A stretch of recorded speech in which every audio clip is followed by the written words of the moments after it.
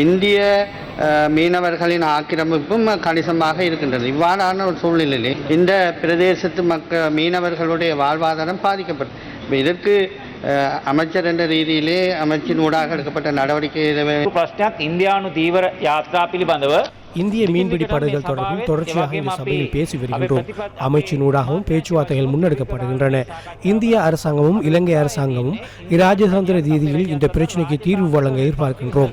இதனைத் தவிர இலங்கை கடற்படையினர் கடற்தொழில் திணைக்களம் இணைந்து சுற்றி வளைப்புகளை மேற்கொண்டுள்ளனர்.